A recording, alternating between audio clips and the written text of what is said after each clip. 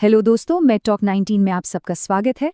अगर आप नॉर्सेट परीक्षा की तैयारी कर रहे हैं तो आप जानते ही होंगे कि स्टेमी और नॉन स्टेमी के बीच का अंतर समझना कितना ज़रूरी है। देखिए, ये एक ऐसा टॉपिक है जो अक्सर कंफ्यूज कर देता है, पर फिक्र की कोई बात नहीं। आज हम इसे आपके लिए हमेशा के लिए एकदम क्लियर कर देंगे। तो चाहे आप इस टॉपिक को पहली बार पढ़ रहे हों या फिर बस रिवाइज कर रहे हों, ये वीडियो आपके बहुत काम आने वाला है। जब ये खत्म होगा, आपको स्टेमी और एन स्टेमी के बीच का वो हर एक फर्क पता होगा जो आपको एग्जाम में बढ़िया स्कोर करने के लिए चाहिए। तो आज हम क्या क्या कवर करने वाले हैं? सबसे पहले हम ईसीजी की दुनिया में उतरेंगे, फिर स्टेमी और एन स्टेमी के राज खोलेंगे, ये भी समझेंगे कि ये दिल के अंदर होते कैसे हैं, इनके इलाज के तरीके क्या हैं, और आखिर में नॉर्सेट एग्जाम के लिए सब कुछ एक साथ समेट लेंगे। तो सवाल ये है कि हम इन दोनों सीरियस कंडीशंस के बीच में फ़र्क करते कैसे हैं। इसकी शुरुआत होती है ईसीजी की एक बहुत छोटी लेकिन बेहद ज़रूरी लाइन को समझने से, जिसे कहते हैं एसटी सेगमेंट। तो चलिए सबसे पहले देखते हैं कि ये नॉर्मली कैसा दिखता है। एकदम आसान भाषा में कहूँ तो एसटी सेगमेंट दिल की धड़कन के बीच का एक शांत पल है। ईसीजी पर इसे एक सपाट सीधी लाइन होना चाहिए। ये लाइन दिखाती है कि दिल के निचले चेम्बर्स मतलब वेंट्रिकल्स अगली धड़कन के लिए तैयार हो रहे हैं।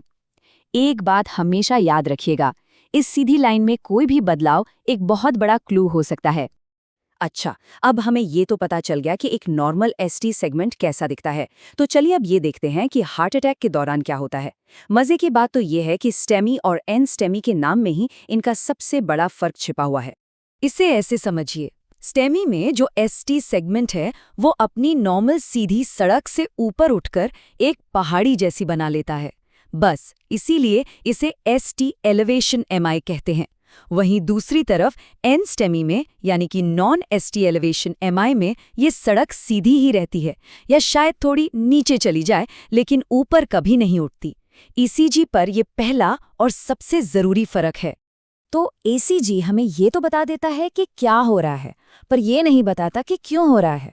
मतलब ये पहाड़ी, ये एलिवेशन आखिर बनता क्यों है, और ऐसा क्यों है कि एक में बनता है और दूसरे में नहीं। इसका जवाब जानने के लिए हमें दिल के अंदर झांकना होगा और देखना होगा कि आर्टरी में असल में हो क्या रहा है।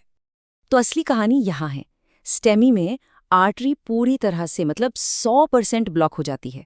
ये एक बड़े से लाल क्लॉट की वजह से होता है जो खून के बहाव को पूरी तरह रोक देता है, जिससे दिल की दीवार की पूरी मोटाई डैमेज हो जाती है। वहीं दूसरी ओर एन स्टेमी में आर्टरी पूरी ब्लॉक नहीं होती, बस पार्शियल ब्लॉकेज होता है। एक छोटा सफ़ेद रंग का क्लॉट होता है जिससे खून थोड़ा थोड़ा बहता रहता है, इसलिए डैमेज सिर्फ दिल की अंदरूनी परत तक ही होता है। बस यही वजह है कि दोनों के ईसीजी इतने अलग दिखते हैं। ठीक है, अब जब हम फर्क जान गए हैं तो इनकी इलाज में क्या फर्क होता है।